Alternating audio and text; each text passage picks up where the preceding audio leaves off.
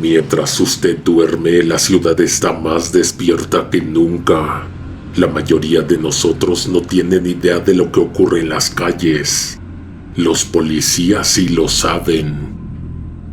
Vienen 5 relatos de terror ocurridos en la madrugada, uno de ellos a mitad de un operativo de alcoholímetro, otro en recorridos de prevención y una experiencia desde las cámaras de vigilancia. Busca un lugar cómodo, apaga las luces o cierra los ojos, ponte tus audífonos y que venga la oscuridad.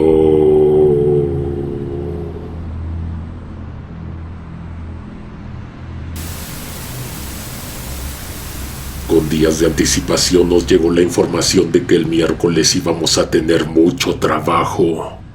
El calorón no dejaba dormir a nadie. Las calles de las colonias de nuestro sector estaban pobladas de gente afuera de sus casas, en las banquetas, buscando aire porque adentro de las viviendas no se hallaban. Al día siguiente confirmamos en las noticias que, formalmente, había sido el día más caluroso del año. Llevábamos escasos 20 minutos de haber recibido el turno. Veníamos sobre la avenida Cuitláhuac a bordo de la unidad, cubriendo nuestro recorrido de prevención y vigilancia con los códigos luminosos encendidos. Llevábamos los vidrios hasta abajo porque el aire acondicionado de la patrulla no daba abasto. Al dar la vuelta para incorporarnos a una de esas avenidas secundarias que cruzan la zona industrial, visualizamos a una persona del sexo femenino a lo lejos. Ante nosotros teníamos una larga vía totalmente vacía, flanqueada por cuadras completas de bardas altas que protegen bodegas y patios de concreto. Por el mismo calor que desprendía la mancha asfáltica, el aire se veía distorsionado como si hubiera vapor. Nunca me había tocado ver esas ondas de calor refractándose a mitad de la noche. Hacían que la silueta de la mujer, justo a un costado de la entrada de uno de los patios de maniobras, se viera borrosa a la distancia, como si estuviera temblando. En cuanto la unidad iluminó su posición, la mujer comenzó a realizar movimientos oscilatorios con los brazos por encima de la cabeza, solicitando el apoyo. Avanzamos hacia ella y, al aproximarnos, los faros de la patrulla alcanzaron a registrar un bulto sobre el piso pegado al acceso de la empresa. Apagamos los códigos para no alertar la zona.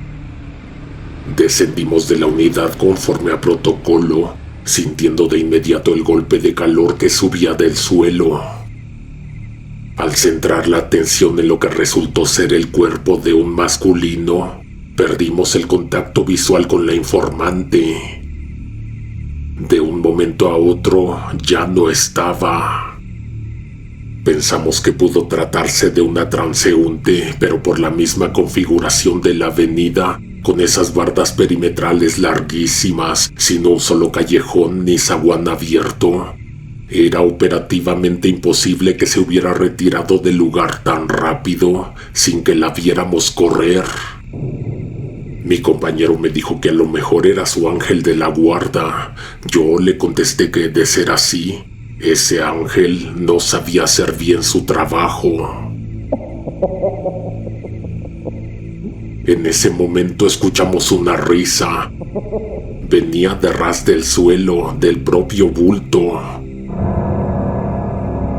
Por puro instinto de supervivencia nos fuimos hacia atrás, sujetando las armas de cargo. El vapor que subía del asfalto nos metía el olor de la sangre directo a la nariz. Oficialmente nosotros no podíamos diagnosticar el deceso. Esa es facultad de los peritos o servicios médicos. Sin embargo, no podíamos ignorar que el cuerpo presentaba signos inequívocos de pérdida de la vida. Sufría una lesión penetrante en la región frontal con desprendimiento de tejido, sin pulso, completamente rígido. Y aún así, con todo y ese calor sofocante, La risa, te juro que había salido de ahí. Conforme a protocolo, mi compañero regresó a la unidad para hacer el reporte vía radio a la central y notificar al jefe de sector. Informó el hallazgo de un masculino lesionado por proyectil de arma de fuego, aparentemente ya sin signos vitales, y solicitó la ayuda de una unidad médica para el apoyo clínico, así como la intervención del Ministerio Público y los servicios periciales. La respuesta de la central reflejó el estado crítico de la noche.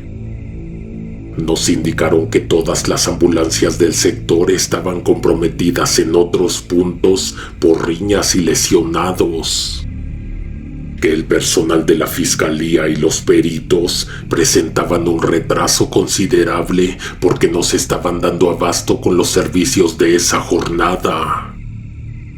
Acto seguido, el jefe de sector entró directamente por la frecuencia de radio.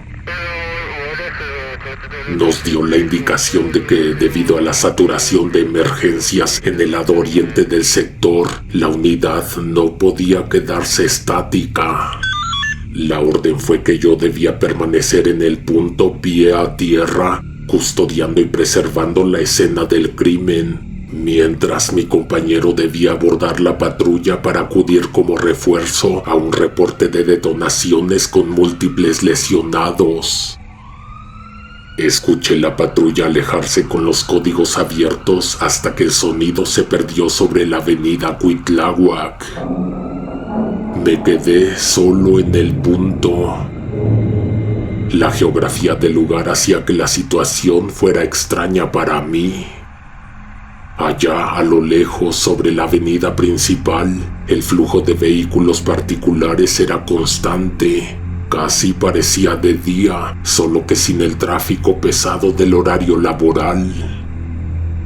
En cambio, en la calle donde yo estaba parado, a un costado del acceso a las bodegas, no transitaba nadie. No pasaba un solo transeúnte ni un coche. Éramos solo el cadáver y yo. Pasados unos 20 minutos, el clima cambió ligeramente. Empezó a correr una ráfaga de viento que refrescó el ambiente, pero con el equipo táctico encima, la sensación de calor sofocante apenas variaba. El chaleco antibalas reglamentario es de un material sintético pesado que no permite la ventilación. Para ese momento, la playera del uniforme debajo de las placas de balística estaba completamente adherida a mi cuerpo por el sudor. El viento frío sobre los brazos me refrescaba, pero a la vez me hacía tiritar. En términos estrictamente operativos, el protocolo dicta que el primer respondiente, o sea yo, debe mantener la calma, la concentración y la vigilancia perimetral para evitar la contaminación de los indicios. Pero yo tenía miedo y una sensación de vulnerabilidad al quedar en un punto fijo, sin unidad de cobertura, en este caso la patrulla, y además ante un escenario donde la lógica del deceso presentaba anomalías, como la risa que habíamos escuchado previamente. Estaba muerto de miedo. Miré el reloj, eran las 2:40 horas. El aislamiento comenzó a jugar con mis sentidos. En 2 ocasiones fijé la vista en el piso y noté que la mancha hemática de sangre parecía desplazarse de forma perpendicular. Para cuando reaccioné por segunda vez, el líquido ya estaba haciendo contacto directo con la punta de mi bota. Traté de racionalizarlo pensando que era por el mismo desnivel del concreto, pero el flujo no seguía la pendiente de la calle. Durante las 3 horas de resguardo, únicamente registré el paso de 2 civiles caminando por la calle a pie de tierra. Pasaron con un intervalo de 20 minutos entre sí. Hay que precisar que esa zona no es residencial. Más adelante solo hay bodegas y pilas de contenedores de carga pesada. Ambas personas mantuvieron un desplazamiento lento. Al notar mi presencia y la del cuerpo, en lugar de alertarse o desviar la ruta, soltaron carcajadas burlonas. Una risa inesperada que rompía con el silencio de la zona industrial. Operativamente no había hipótesis para detenerlos, pero ¿por qué lo hacían? ¿Qué podrían haber visto de gracioso en la escena? No cometían ninguna falta administrativa visible, solo pasaban y se reían. De pronto, el viento volvía a correr.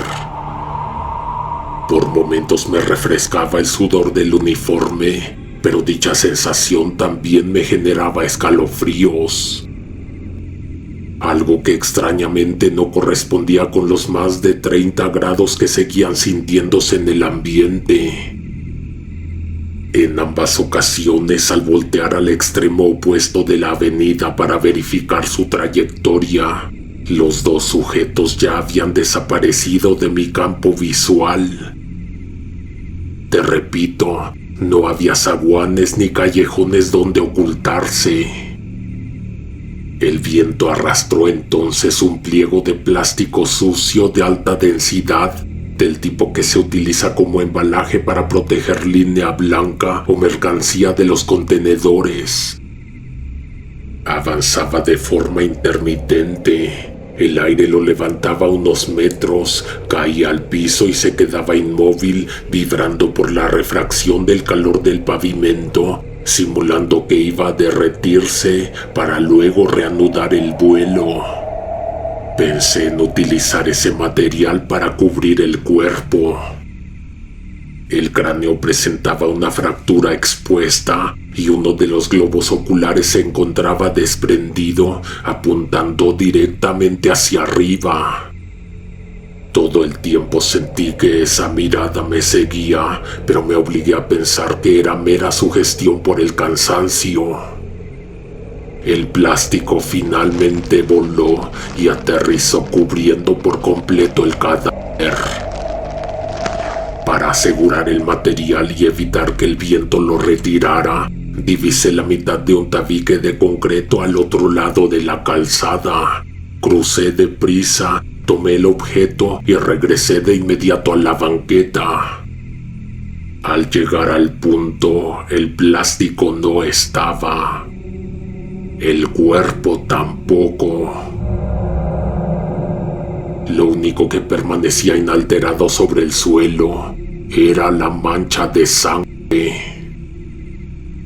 Experimenté un frío súbito generalizado y un cuadro de mareo que me obligó a sentarme sobre la banqueta.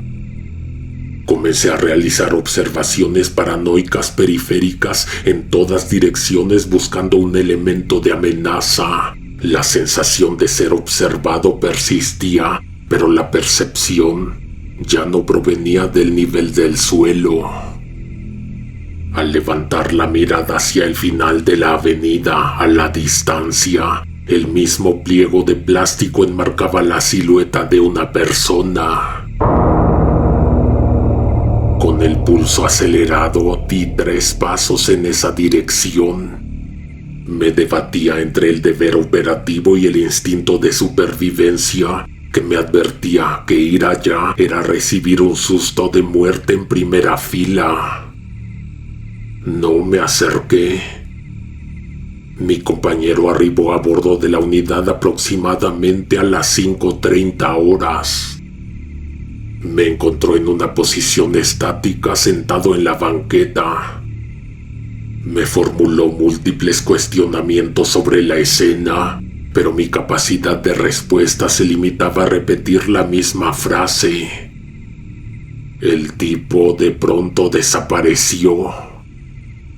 Se incorporó a la patrulla y realizó coordinaciones vía radio con la central. No supe qué argumentos utilizó para justificar la ausencia del cuerpo ante los mandos, pero para evitar que nos iniciaran un procedimiento administrativo por falsedad de informe, o un reporte negativo de falso auxilio, lo que implicaba suspensión de labores.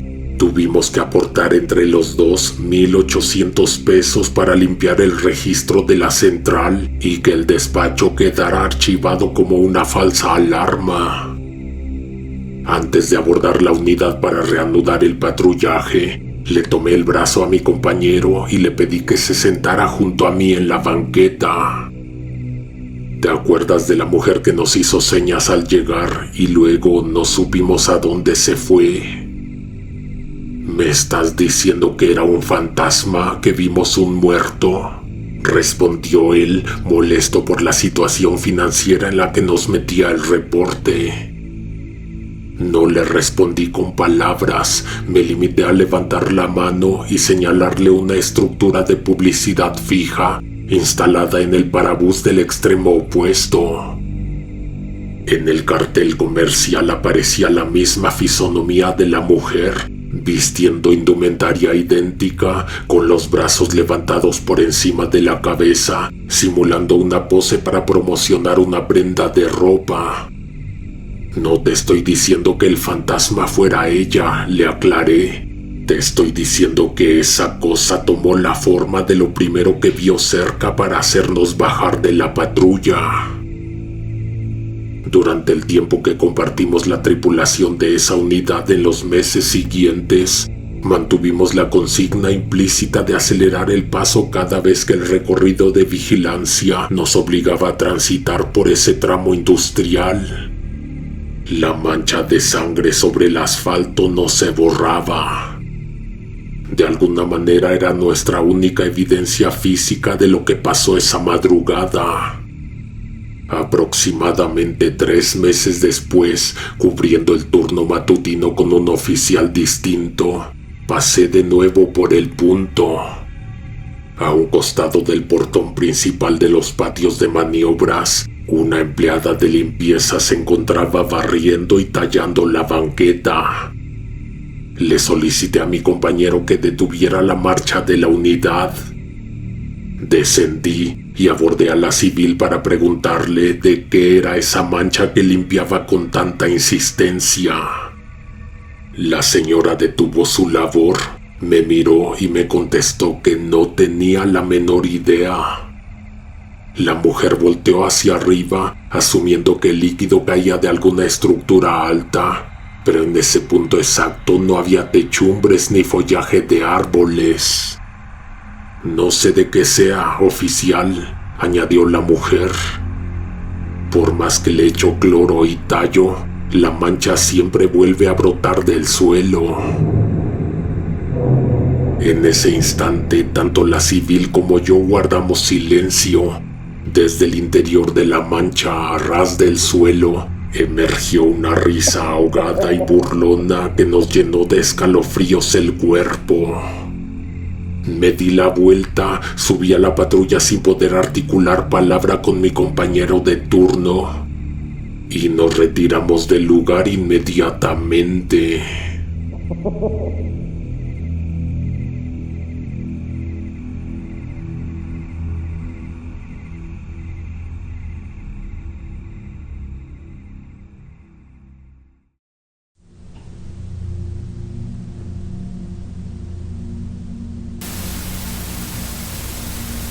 Por cuestiones del contrato de confidencialidad que firmé, no puedo decir exactamente en qué centro de videovigilancia trabajo, pero no es el C5 grande, es un C2 delegacional.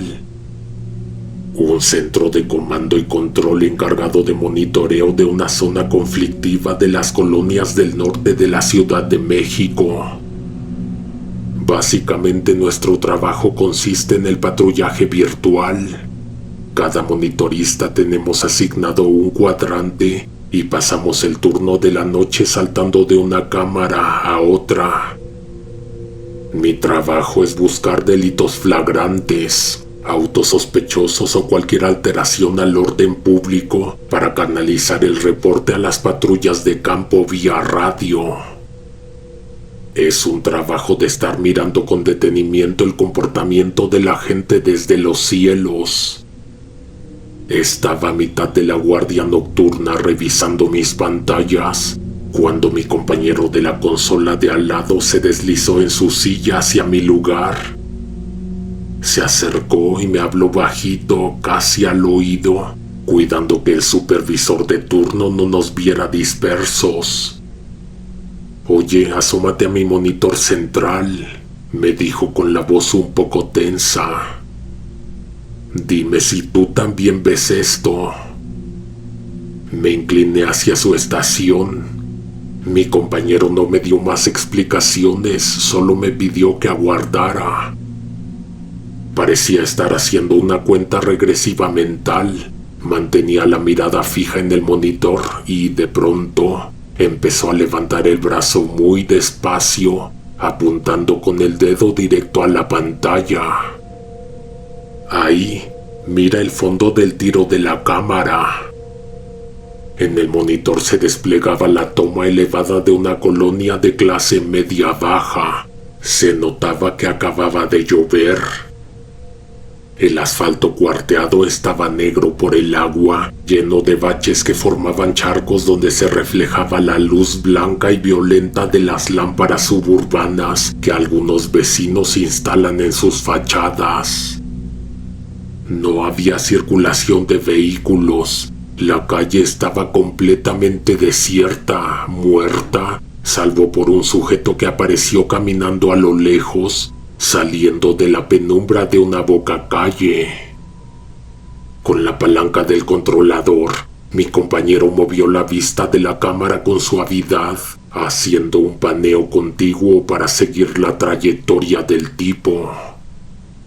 El caminado del sujeto era extraño, constante, sin detenerse. Lo seguimos por la acera hasta que dio la vuelta en una esquina y se perdió del alcance de la cámara. De inmediato mi compañero saltó a la cámara más próxima. Ahí estaba otra vez el mismo tipo, captado desde la distancia por el nuevo lente, avanzando por otra calle idéntica, igual de sola y silenciosa. El trayecto del civil lo iba a llevar directo a pasar por debajo del poste donde estaba montada esa segunda cámara en la que atentamente observábamos. En el momento en que el muchacho se aproximaba al poste, mi compañero me apretó el brazo y me pidió que pusiera toda mi atención. Ahí va, fíjate bien». No me dijo qué se suponía que iba a pasar, pero en 3, 2, 1, el tipo desapareció de la pantalla. Con seguridad te puedo decir que no fue un salto de imagen. El video no se pixeleó ni faltó la señal. Sencillamente la ropa y el cuerpo que ocupaban ese espacio en la banqueta dejaron de estar ahí en una fracción de segundo, dejando la calle por completo vacía. «Es un problema con el servidor», le dije sin pensármelo mucho, sobre todo tratando de sonar lógico. «No es que pase muy seguido, pero cuando sucede, esa es la causa el 100% de las veces.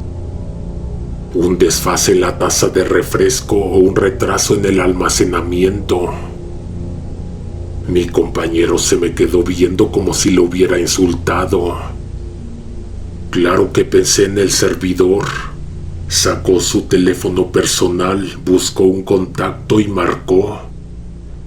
Al segundo tono le respondieron. Del otro lado se escuchó la voz adormilada y ronca de una mujer. Mi compañero le habló con voz baja. «Oye, disculpa que te despierte otra vez, pero ¿me ayudas a hacer una última prueba, por favor?» Colocó el teléfono en altavoz sobre la consola y ambos nos concentramos en el monitor central. Nos fijamos específicamente en la fachada de una de las casas de la cuadra, donde se alcanzaba a ver un foco amarillo sobre la entrada. 3 veces, le dijo mi compañero a la bocina del celular. A los pocos segundos, la luz de esa fachada parpadeó exactamente 3 veces en nuestra pantalla. El video corría en tiempo real. Después la muchacha se quejó al teléfono molesta, diciendo que ya eran pasadas las 3 de la mañana y que ya se quería dormir. Es una amiga que vive en esa cuadra, me dijo mi compañero, tapando el micrófono del celular. Ya le pedí que saliera a prender la luz hace rato para comprobar el desfase. Esto no es un loop, no es un error de video. El técnico de guardia ya me revisó el sistema desde el rack y el enlace de fibra óptica está arriba, es tiempo real. Se despegó el teléfono de la boca y volvió a mirar la pantalla.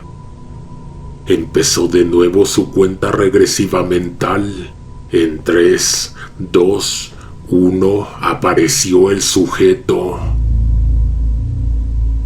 Salió exactamente del mismo punto ciego a lo lejos, caminando por la acera húmeda con el paso idéntico y constante. «Dame uno último», le pidió mi compañero a su amiga por teléfono. La luz del foco amarillo volvió a parpadear justo en el momento en que el tipo iba pasando frente a la fachada. En la pantalla vimos cómo el sujeto se detuvo un segundo completo, giró la cabeza para mirar hacia la casa donde la luz acababa de destellar, y luego continuó caminando con el mismo ritmo de antes. «Oye, ¿te puedes asomar por la ventana de la planta alta? Dime si ves a un cabrón caminando afuera de tu casa». Pasaron unos segundos de silencio tenso. Luego la voz de la muchacha se escuchó por el altavoz. «Sí, ahí va un tipo, trae una sudadera oscura con la capucha puesta. Va caminando hacia la esquina de la farmacia. ¿Por qué? ¿Quién es?» Mi compañero no le contestó. La descripción de la ropa coincidía de forma exacta con la silueta grisácea que veíamos en el monitor de alta definición. El tipo ya iba avanzando. Pasó por debajo de la cámara del poste. Se perdió al doblar en la misma esquina de siempre. Al instante reapareció a lo lejos en la siguiente pantalla, iniciando el mismo circuito. Para ese momento, el ambiente en el C2 se había puesto raro. El silencio que guardábamos llamó la atención de las consolas vecinas. Cuando me di cuenta, ya teníamos a otros 4 operadores parados detrás de nosotros, con los ojos clavados en nuestras pantallas, atraídos por el murmullo, esperando a ver qué pasaba.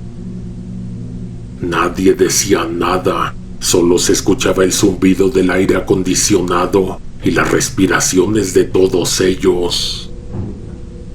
El sujeto avanzó por la calle desierta, cruzando los charcos que reflejaban la luz suburbana. El conteo mental de todos se alineó cuando llegó al punto. Arribó al poste, pasó justo por debajo de la cámara y, ante la mirada incrédula de los 6 operadores que estábamos pegados al monitor, el cuerpo simplemente se borró de la toma en un parpadeo. La calle quedó vacía otra vez. Uno de los operadores que estaba atrás dijo que había que avisarle al jefe. Le hicimos señas al supervisor de turno para que viniera a la consola. El ingeniero se paró detrás de nosotros con los brazos cruzados. Se esperó como 20 minutos hasta que lo vio pasar en 2 ocasiones. Su primera reacción fue la misma que la mía: incredulidad técnica. Se sentó en la silla, nos quitó el control y volvió a hacer todas las comprobaciones que nosotros ya habíamos agotado. Entró al sistema central, metió unos comandos para verificar la transferencia, revisó el almacenamiento y descartó cualquier fallo en la matriz de video. Todo estaba en orden. Abrió el mapa digital de la zona y midió las distancias entre las dos cámaras del circuito. Si lo piensan, desaparecer a mitad de la calle no es lo que más nos debería preocupar aquí. Del punto exacto en donde se pierde debajo de esta cámara al punto a lo lejos donde vuelve a aparecer en la otra pantalla son casi 800 metros.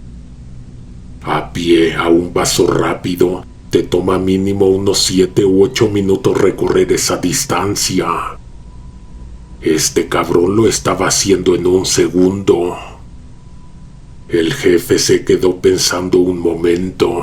Luego tomó el micrófono de la radio con la mano izquierda, seleccionó la frecuencia del sector y oprimió el botón de transmisión. Decidió contactar a una unidad de campo.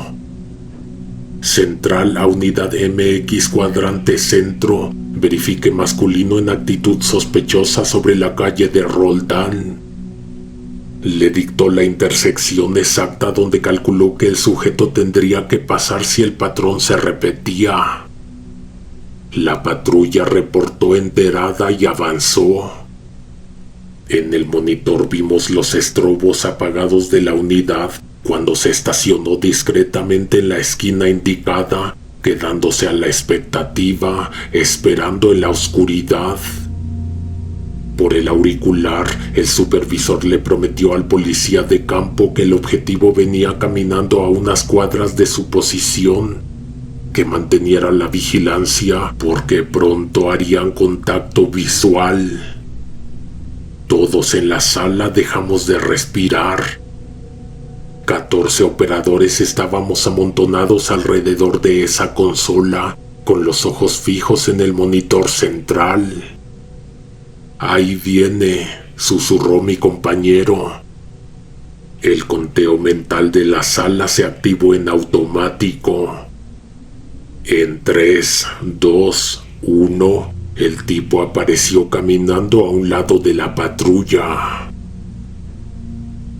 Pasó exactamente a un lado de la puerta del copiloto. El oficial reaccionó de inmediato, abrió la puerta y descendió del vehículo para interceptarlo. En ese mismo instante, el conductor encendió las luces de la patrulla, inundando la calle con el destello azul y rojo de los estrobos. El brillo de las torretas llamó la atención del tipo, quien giró el rostro hacia la luz. Fue un solo segundo en que el sujeto se esfumó, desapareció en un parpadeo.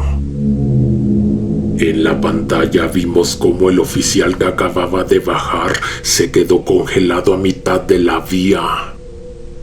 Su compañero bajó corriendo del lado del conductor. Los dos policías de campo empezaron a apuntar con sus linternas de mano y a señalar con los dedos hacia el punto exacto donde la silueta se les había borrado inesperadamente. Buscaban en la nada, completamente desconcertados. Aquella persona se había disuelto en el aire ante la mirada de 14 operadores en las pantallas del centro de monitoreo y de 2 oficiales en campo que la tuvieron en contacto visual directo. El supervisor se quedó mudo, con la vista clavada en los monitores, asimilando también lo que acababa de pasar por el radio. Tardó unos segundos en reaccionar, pero en cuanto se reincorporó, nos dio la orden de regresar a nuestras consolas, a volver a nuestras zonas a atender nuestras respectivas cámaras. Por la frecuencia de radio, los oficiales de campo se avisaron entre sí sobre el reporte de la patrulla. Se movilizaron 3 unidades más del sector y se coordinaron para realizar un barrido perimetral, peinando la colonia calle por calle, revisando zaguanes y esquinas oscuras. Pese al despliegue, el resultado fue negativo. No encontraron al sujeto por ningún lado. No había rastro de él en la vía pública. De eso ya pasó tiempo. En el C2 nunca se tocó el tema de manera oficial. La anécdota se quedó para hablarse en los pasillos o para tomarse de broma. Sin embargo, en las guardias nocturnas, varios de nosotros hemos vuelto a captar a ese mismo sujeto en las cámaras. O al menos alguien que coincide de forma exacta con su descripción física y su vestimenta. Esta persona se comporta diferente. Nunca lo hemos visto salir de ninguna casa, ni lo hemos visto volver a desaparecer debajo de un poste. Solo camina de largo, camina lejos, desapareciendo del alcance de vigilancia de nuestra zona. Tal vez hace lo mismo en otros sectores. Se va muy lejos y luego regresa. Acá en el centro de monitoreo le llamamos el caminante.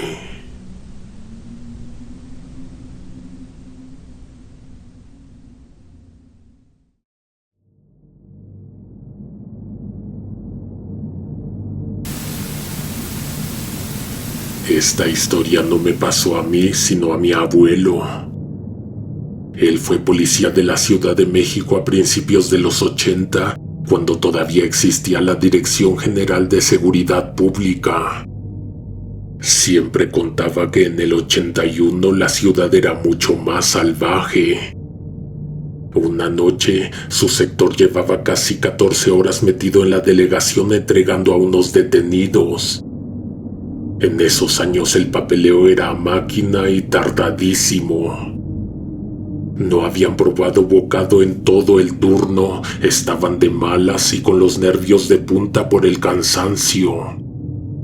Cuando por fin los liberaron, 3 patrullas de la corporación coincidieron por casualidad en el mismo puesto de tacos de la avenida. Se estaban acomodando en las banquetas cuando Méndez, el compañero de unidad de mi abuelo, se regresó a la patrulla porque se le había olvidado su libreta en el asiento. Cerró la puerta del carro de un golpe y apenas iba cruzando la calle de regreso cuando escucharon que alguien venía corriendo a toda velocidad desde la otra esquina. Un sujeto corriendo a la 1 de la madrugada enciende todas las alarmas. Lo más seguro era que se trataba de un sospechoso en franca huida. El tipo pasó rápido enfrente de Méndez y sin frenar el paso, le aventó un bulto directo al pecho.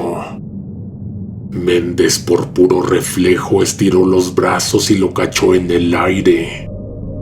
Sostuvo el beso contra su camisola un par de segundos en la oscuridad de la avenida intentando descifrar qué era, hasta que la luz del techo del puesto de tacos lo alumbró. En cuanto vio lo que tenía entre las manos, los brazos le flaquearon y lo soltó. El objeto cayó al suelo con un golpe horrible, rodando junto a la banqueta. No venía en bolsas ni envuelto en nada. Era una cabeza humana. Méndez pegó un grito horrible, bien feo. Mi abuelo pensó que el sospechoso lo había picado o herido con un arma. Al mismo tiempo, 3 de los policías que ya estaban sentados en el puesto reaccionaron. Se levantaron de las bancas y salieron corriendo detrás del tipo, que justo iba dando vuelta en la esquina de la cuadra. En ese momento estaban sirviendo los platos. A mi abuelo y a los que se quedaron se les quitó el hambre por completo. Nadie tocó la comida y todos veían la cabeza tirada en el suelo. A los pocos minutos, los 3 policías regresaron al puesto con las manos vacías. El sospechoso se les había perdido entre las vecindades de la zona. Méndez se puso completamente histérico, pegaba de gritos y no lograba coordinar el aire que de pronto le faltaba. En ese entonces nadie te diagnosticaba un ataque de pánico, solo decían que te habías vuelto loco por el susto. Méndez estaba tan mal que el jefe cambió la orden. Las otras 2 patrullas salieron quemando llanta a peinar las colonias vecinas para buscar al tipo. Mientras tanto, Méndez y mi abuelo recibieron la orden de quedarse a cuidar el lugar y a esperar a que llegaran los agentes de la policía judicial y la camioneta de la Semefo a levantar la cabeza. Se quedaron solos en la acera. El taquero apagó su luz y cerró la cortina, dejando la calle casi a oscuras. Fue en ese momento cuando Méndez, temblando, miró a mi abuelo y le dijo algo que se le quedó grabado para siempre: que cuando cachó la cabeza en el aire, todavía se sentía cálida. No estaba fría como un muerto de horas, estaba tibia, como si la hubieran cortado apenas unos segundos atrás, en la esquina anterior. Mi abuelo le consiguió un cacho de jabón de pasta para la ropa con el dueño de una accesoria y le echó agua con una cubeta. Méndez se lavaba y se lavaba los brazos de manera obsesiva, tallándose con el jabón de barra hasta que la piel se le puso seca y se le veía partida y enrojecida. Aunque ya no tenía nada encima, lloraba y decía que no podía quitarse el olor, que el aroma a sangre caliente y a sudor de esa cosa se le había quedado metido directamente en la nariz y, como si se le hubiera coagulado, le bajaba por la garganta. Méndez nunca volvió a estar bien. Dejó de ser un elemento valioso para el sector y se convirtió en una bomba de tiempo. Empezó a reaccionar de forma intempestiva ante cualquier estímulo externo o reclamo de la ciudadanía. Se volvió cruel y agresivo con los detenidos, siempre a la defensiva. De repente, un día que iba patrullando con mi abuelo, frenó el carro de golpe, descendió, desenfundó su revólver de cargo y apuntó directo al vacío. No había nadie ante él, no había sospechoso, la calle estaba limpia. Mi abuelo se quedó asombrado por un segundo, pero de inmediato reaccionó, se le plantó enfrente de un salto, le bajó el cañón y le quitó el arma mientras intentaba calmarlo. Méndez se soltó a llorar ahí mismo. Sollozaba, decía que cruzando la acera venía caminando un hombre sin cabeza. Pero era el caso de que solo lo veía a él, nadie más. Esa vez se la dejaron pasar por la ley de silencio que había entre compañeros, pero la siguiente ocasión que volvió a suceder, mi abuelo tuvo que reportarlo por su propia seguridad, ya que no solo desenfundó el arma, disparó al vacío. Ocurrió cerca de una parada de camión donde había civiles esperando el transporte. Méndez supuestamente vio algo entre la gente y abrió fuego contra la nada. Cuando el primer comandante llegó a la escena tras el reporte de detonaciones, Méndez, temblando, le sostuvo en la cara que le había disparado a un hombre sin cabeza que intentaba subir al camión. No quedaba otra explicación. Méndez se había quedado loco desde que le pusieron una cabeza en las manos. A lo mejor a ti que estás escuchando esto, no te sorprendería tanto si te pasara a ti, ya que al día de hoy estamos acostumbrados a ver cosas más horribles en las noticias, las redes o la televisión. Las vemos del diario sucediendo en todo el mundo y parece que ya nada nos asombra. Pero en 1981, Méndez perdió por completo la capacidad de ejercer su trabajo y le dieron la baja definitiva de la corporación. Terminó refundido en un hospital psiquiátrico. Lo peor de esta historia no fue ese diagnóstico, De lo peor, mi abuelo se enteró años después, cuando se emborrachó con uno de los policías, que aquella noche habían salido corriendo detrás del tipo que traía la cabeza. El compañero, ya al calor del alcohol y con la voz temblorosa, le confesó la verdad de por qué habían regresado con las manos vacías a la taquería. Le dijo que sí le habían alcanzado el paso al sospechoso. Lo tuvieron a tiro de piedra a mitad de una calle oscura, pero cuando encendieron las linternas para cerrarle el paso y gritarle que se detuviera, lo pudieron ver de cuerpo completo. No lo persiguieron más porque no tuvieron el valor de arrestar a aquella cosa que iba corriendo. Lo dejaron ir en el momento exacto en que se dieron cuenta de que el hombre que huía tampoco tenía cabeza. Mi abuelo se jubiló años después, pero siempre sostuvo que si alguien lograra meterse a los sótanos de la vieja jefatura de policía y revisara los partes de novedades físicos archivados durante esos años, se encontraría con algo inexplicable. Escondidos entre reportes de robos, riñas y homicidios, existen al menos una docena de folios oficiales firmados por diferentes patrulleros de distintas zonas del centro que describen exactamente el mismo fenómeno. Hubo reportes en La Merced, en La Guerrero y en Peralvillo. Todos esos expedientes se cerraron sin detenidos y en todos se repetía la misma notación técnica al calce. El sospechoso carecía de extremidad cefálica. Un hombre sin cabeza.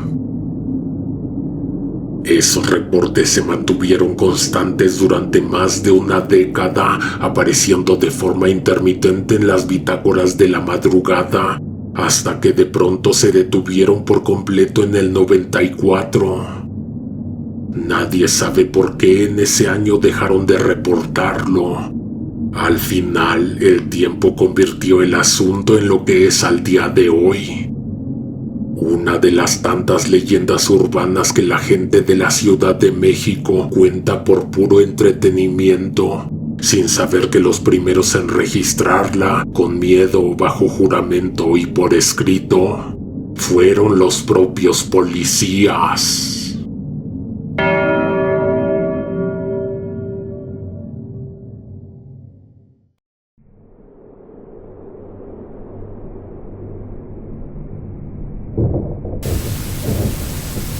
Es muy fácil identificar a un conductor ebrio a la distancia. Desde que el vehículo ve la reducción de carriles con los conos naranjas, el coche empieza a actuar raro. Dan un volantazo tardío, frenan de golpe, el motor se les revoluciona de más o avanzan a tirones, como si se hubieran puesto nerviosos. Estás parado a mitad de la avenida en la madrugada con la linterna en mano y ya sabes perfectamente a quién vas a mandar a la carpa antes de que te llegue el olor.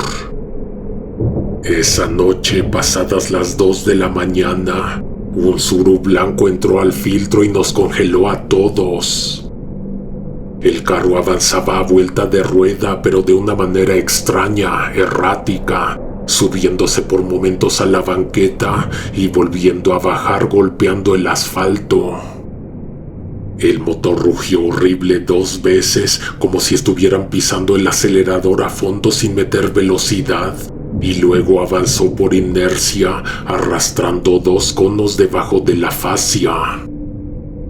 Le hice señas repetidas con la linterna para que se detuviera, pero el auto no frenó. Simplemente se fue apagando solo hasta que se detuvo por completo a 1 metro de mí, con las luces altas encendidas que casi me dejaban ciego. Me acerqué al lado del conductor con la mano cerca de la fornitura por pura precaución. Desde que estuve a medio metro de la puerta, un olor pesadísimo inundó mi ambiente. Era alcohol, sí, pero un olor a alcohol medicinal, una sustancia pura mezclada con un aliento dulzón y rancio que me revolvió el estómago de inmediato. Toqué la carrocería con el cuerpo de la linterna y apunté hacia adentro. El vidrio estaba abajo. La pinta que traía el conductor era espantosa. Tenía la ropa completamente empapada en ese alcohol y la cabeza caída hacia el frente. En cuanto el sujeto levantó el rostro hacia la luz de mi lámpara, se me secó la boca.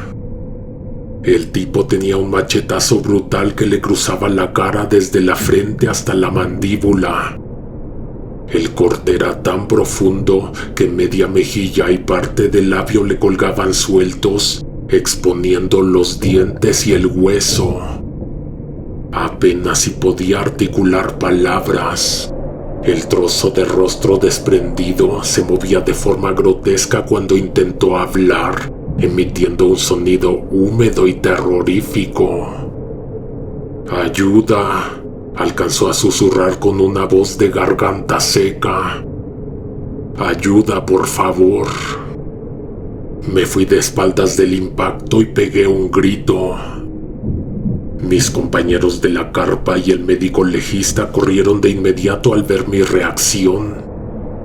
Cuando vieron al infractor dentro del vehículo, el shock fue para todos. Siguiendo el protocolo ante un lesionado de gravedad, el supervisor ordenó de inmediato que nadie lo moviera ni lo tocara para evitar que se desangrara y pidió con urgencia el apoyo de una ambulancia vía radio a la central. Nos quedamos rodeando el suru, mudos, vigilando al conductor en lo oscuro. El tipo no se quejaba ni gritaba del dolor. Lo único que hacía era mantener los ojos fijos en el parabrisas, parpadeando muy despacio, con ese chorro de sangre oscura y pegajosa escurriéndole por el cuello. Repetía la palabra ayuda cada 2 o 3 minutos como si fuera lo único que supiera decir. El olor que salía de la cabina se volvió tan insoportable que tuvimos que darnos la vuelta para no vomitar. La ambulancia de la Cruz Roja tardó unos 20 minutos en llegar. Los paramédicos descendieron rápido con el botiquín y la camilla, abriéndose paso entre las patrullas. El técnico en urgencias médicas se asomó por la ventanilla del suru, iluminó al conductor con su propia lámpara y se quedó tieso. Se dio la vuelta hacia nosotros con una cara de molestia y total incredulidad. «Oigan, ¿esto es una broma o qué les pasa?», nos soltó el paramédico visiblemente encabronado. «¿Para esto nos hacen venir con código luminoso?». «¿De qué hablas? El código es real. El hombre está herido en la cara», le contestó mi supervisor acercándose. «¿Cuál herido? Este cabrón está muerto», dijo el paramédico señalando el interior del carro. «Y no se acaba de morir ahorita. Vean las córneas, vean la rigidez de los dedos en el volante y el tono de la piel debajo de la sangre. Este tipo lleva de menos un día completo de muerto». ¿Quién venía manejando el coche o quién lo traía acompañado? A mí no me tocó explicarme. Todo lo hizo nuestro supervisor allá en el ministerio. Lo tuvieron en interrogatorio como unas 4 horas antes de determinar que lo que había pasado no tenía explicación por donde se le diera.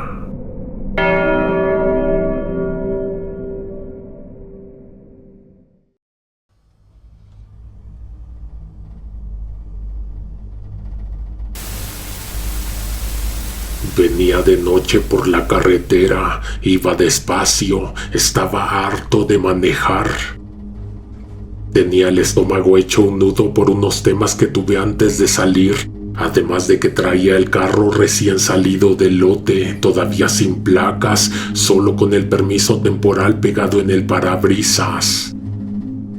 Justo en un tramo oscuro antes de llegar a la desviación, vi las luces rojas y azules. Una patrulla de la estatal me hizo el alto. El oficial se me acercó a la ventanilla con paso lento, alumbrándome directo a los ojos con la linterna.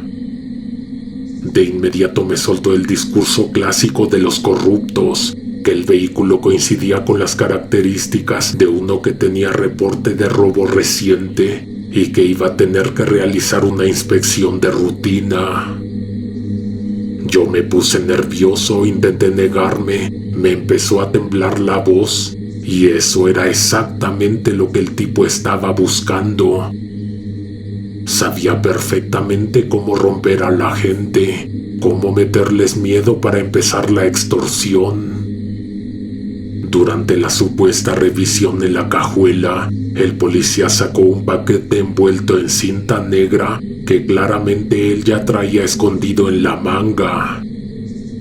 Me lo sembró, regresó a mi ventanilla con el rostro endurecido, jugando con las esposas. Me amenazó con que eso eran años de cárcel, que el delito era grave y que la única forma de arreglarlo ahí mismo era si le conseguía una cantidad amplia de dinero.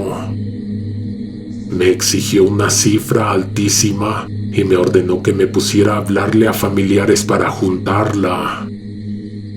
Estaba yo helado con el teléfono en la mano cuando el viento de la carretera rugió. Una camioneta pick-up negra pasó a toda velocidad, sin luces, y embistió al policía de lleno por la espalda.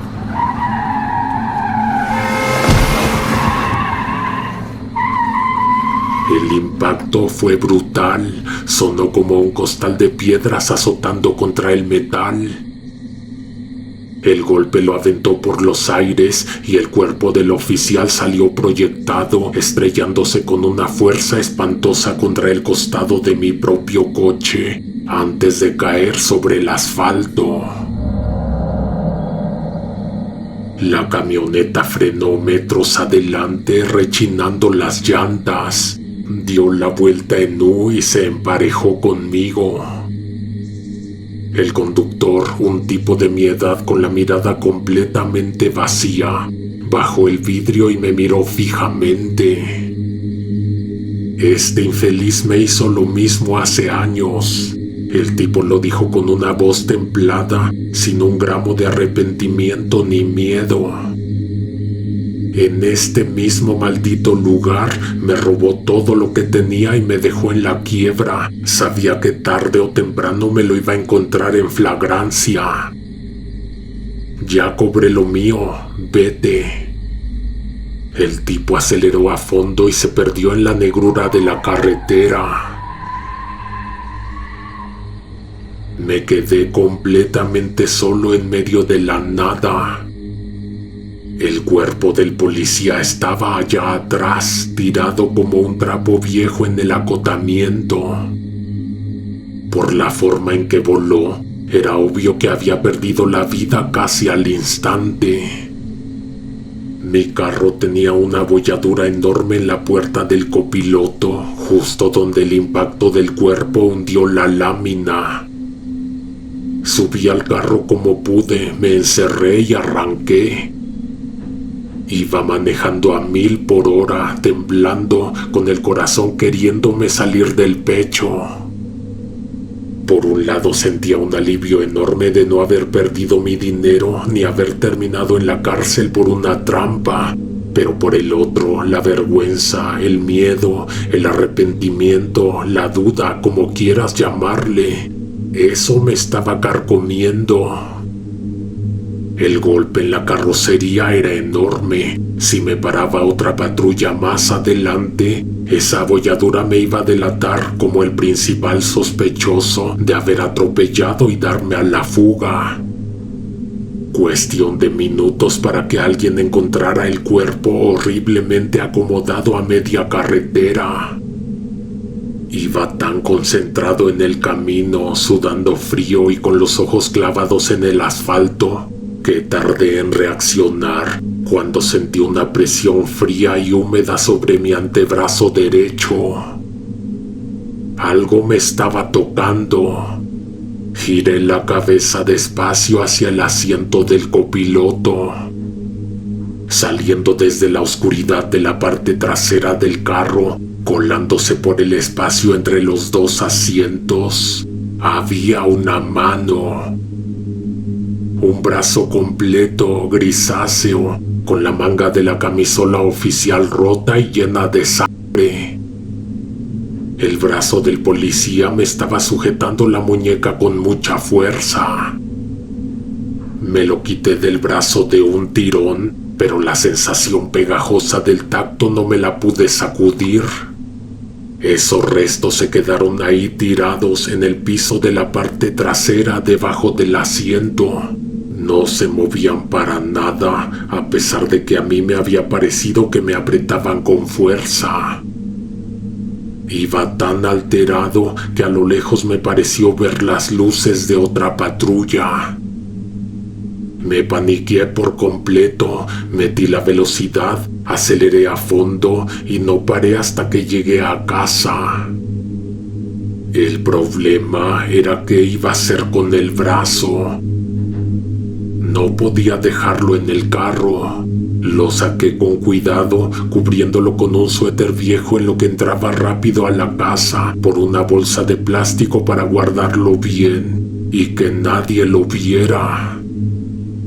Pasé todo el día encerrado con las cortinas abajo, sudando de los nervios.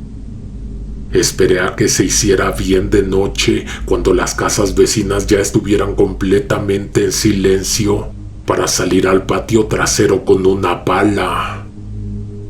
Empecé a cavar un agujero profundo en la tierra, lo suficientemente hondo para asegurarme de que ningún animal lo fuera a desenterrar.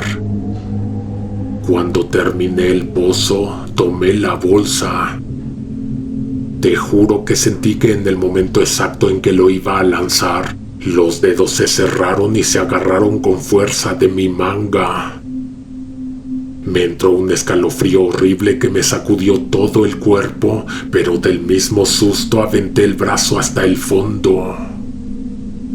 Ahí abajo se quedó completamente quieto, sin moverse nada. Ni un solo espasmo, ni cuando dejé caer la primera palada de tierra, ni cuando terminé de cubrirlo por completo.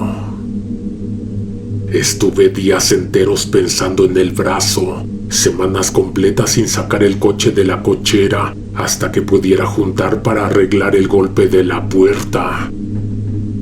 Ya que estuvo listo, ni de chiste quería volver a pasar por el tramo de la carretera donde había sido el accidente.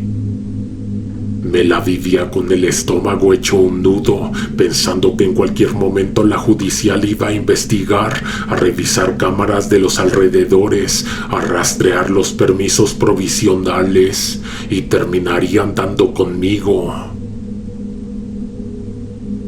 Un día, como eso de las 2 de la madrugada, me despertó de golpe el ruido de la campana de la calle. En mi casa, en lugar de un timbre eléctrico, tengo una campana de bronce de esas antiguas, con la cuerda asomándose por el portón. El sonido me heló la sangre. Lo primero que pensé fue que ya habían llegado por mí. No fui a abrir, me quedé congelado en la cama respirando bajito. No tenía ninguna luz encendida, ni la tele, nada que delatara que sí había alguien adentro de la casa, pero afuera insistían. Tocaban y no dejaban de tocar la campana, un repiqueteo constante que resonaba en todo el patio y seguramente ya había despertado a más de uno en la cuadra.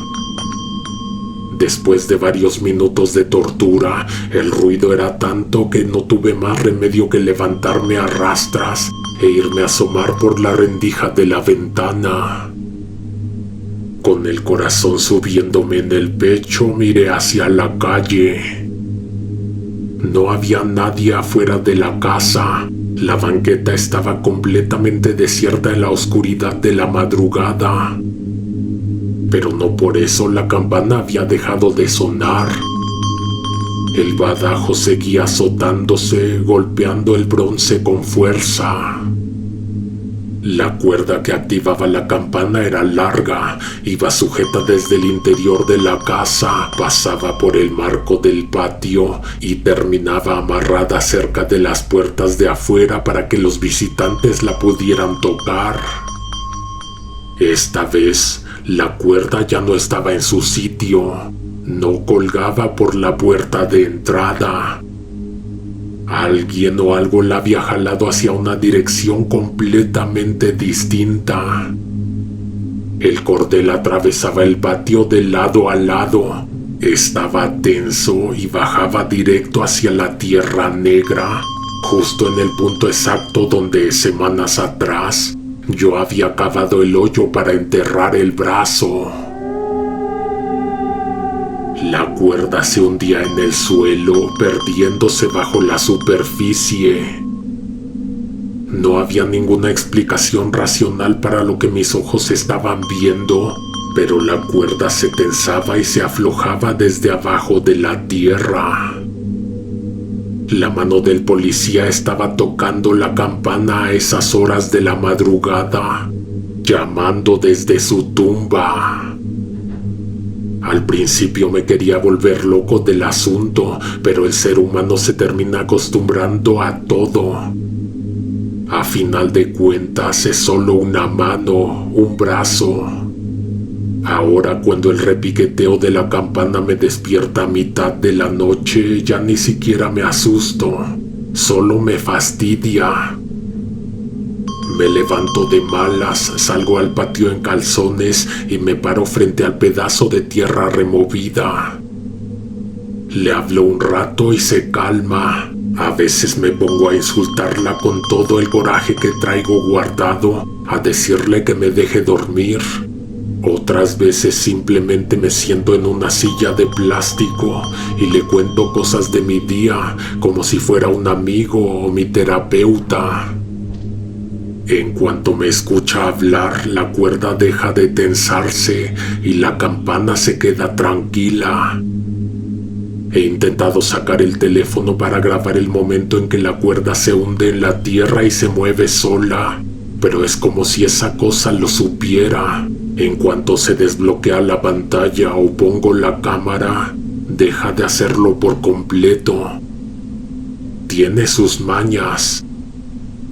Está raro, pero a veces siento que es como tener una mascota en la casa, como una tortuga o un pez en su pecera. No te da afecto, no te recibe cuando llegas, pero sabes que está ahí, existiendo en su propio rincón, demandando un poco de atención de vez en cuando.